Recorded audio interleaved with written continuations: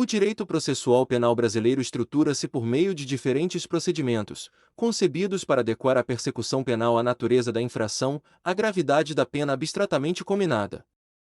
as peculiaridades do fato e as garantias constitucionais do acusado, funcionando como instrumento de concretização do devido processo legal, da ampla defesa, do contraditório e da duração razoável do processo.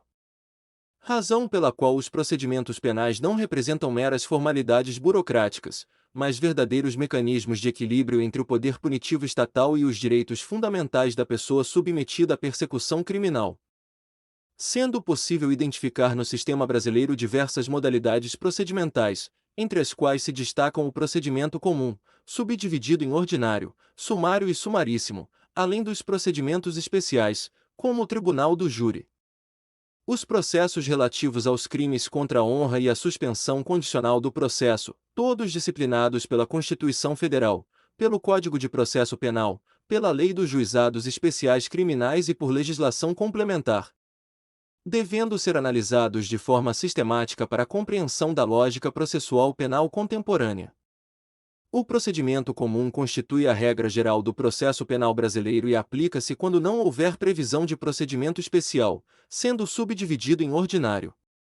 sumário e sumaríssimo conforme a pena máxima abstratamente prevista para a infração penal, observando-se, assim, um critério objetivo relacionado à gravidade do delito.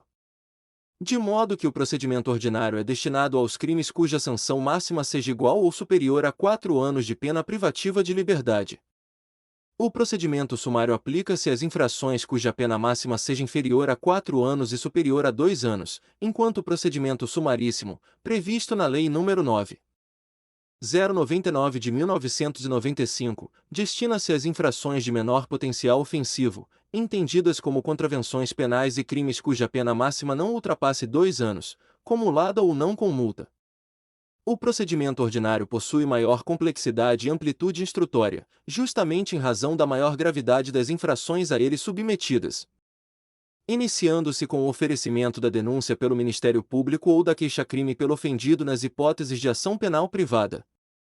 sendo indispensável que a peça acusatória contenha a exposição do fato criminoso com todas as suas circunstâncias, a qualificação do acusado ou elementos que permitam identificá-lo, a classificação jurídica do fato e o rol de testemunhas. Sob pena de inépcia da inicial acusatória, seguindo-se o recebimento da denúncia ou queixa pelo juiz competente, momento em que se instaura formalmente a relação processual, determinando-se a citação do acusado para apresentar resposta à acusação no prazo legal de 10 dias, oportunidade em que poderão ser arguidas preliminares, alegadas nulidades, apresentadas exceções, juntados documentos, especificadas provas e arroladas testemunhas defensivas, representando fase essencial para a concretização do contraditório e da ampla defesa. Após a resposta à acusação, o magistrado poderá absolver sumariamente o acusado quando verificar a existência manifesta de causa excludente da ilicitude, excludente da culpabilidade, salvo inimputabilidade, atipicidade do fato ou extinção da punibilidade, hipótese em que o processo é encerrado sem necessidade de instrução probatória, valorizando-se o princípio da economia processual e evitando-se persecução penal desnecessária, mas, inexistindo causa para absolvição sumária, o juiz designará audiência de instrução e julgamento, ocasião em que serão produzidas as provas orais, observando-se a ordem legal de oitiva do ofendido, testemunhas de acusação, testemunhas de defesa, esclarecimentos de peritos, acariações, reconhecimento de pessoas e coisas, e por fim, o interrogatório do acusado, que constitui meio de defesa e não simples instrumento probatório. Razão pela qual o réu possui direito ao silêncio sem que isso lhe acarrete prejuízo. Encerrada a instrução, as partes apresentam alegações finais, oralmente ou por memoriais escritos, e o juiz profere sentença condenatória ou absolutória,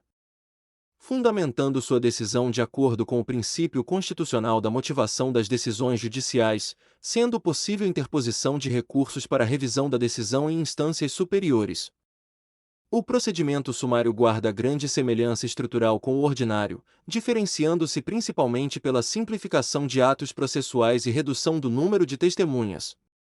já que no procedimento sumário as partes podem arrolar até 5 testemunhas, enquanto no ordinário admite-se até 8, buscando-se conferir maior celeridade à tramitação processual em delitos de menor gravidade relativa,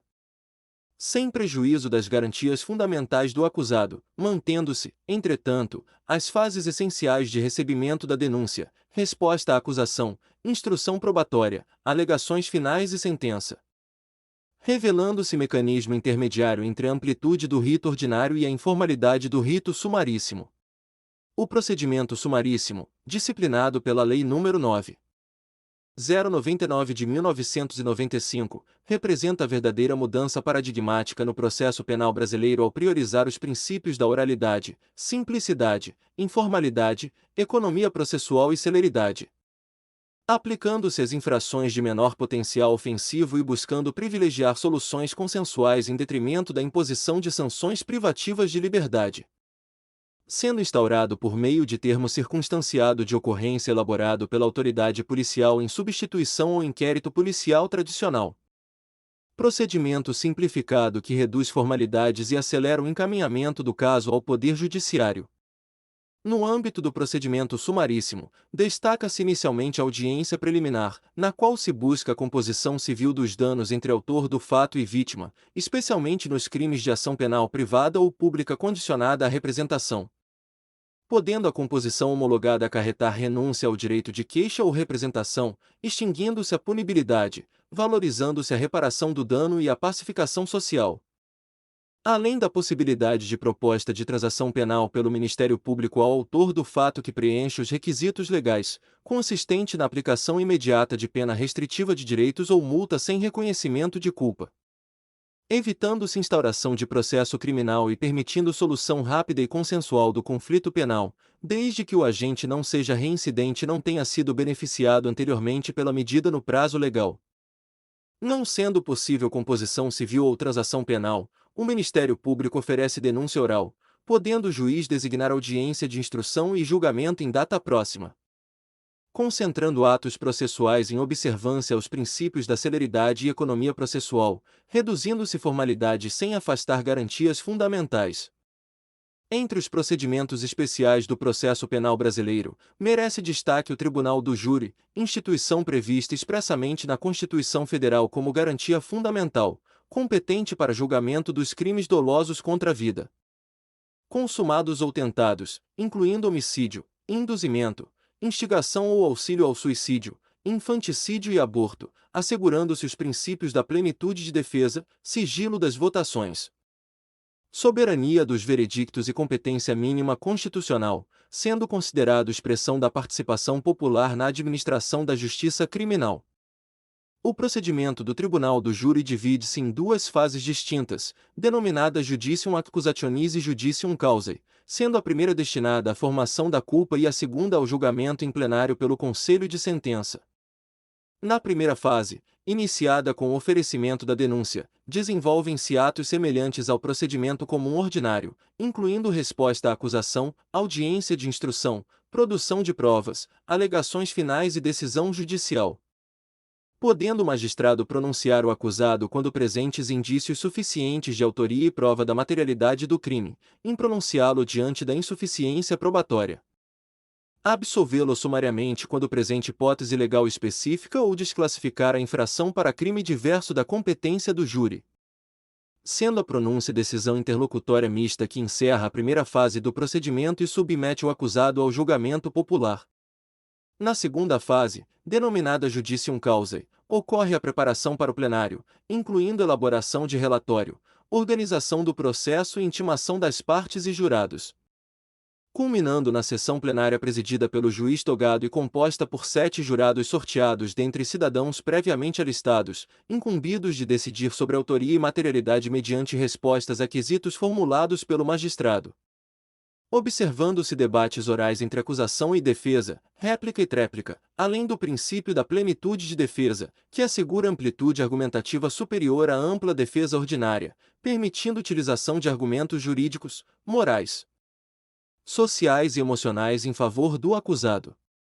A soberania dos veredictos impede substituição da decisão dos jurados pelo tribunal togado quanto ao mérito da condenação ou absolvição, embora seja admitido controle recursal em hipóteses excepcionais previstas em lei,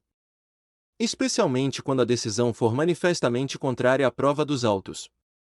Os crimes contra a honra, compreendendo calúnia, difamação e injúria, também possuem peculiaridades procedimentais relevantes, sobretudo em razão de tradicionalmente serem processados mediante ação penal privada, salvo exceções legais, conferindo ao ofendido legitimidade para promover a persecução penal por meio de queixa-crime, observando-se prazo decadencial de 6 meses contados da ciência da autoria delitiva, sob pena de extinção da punibilidade.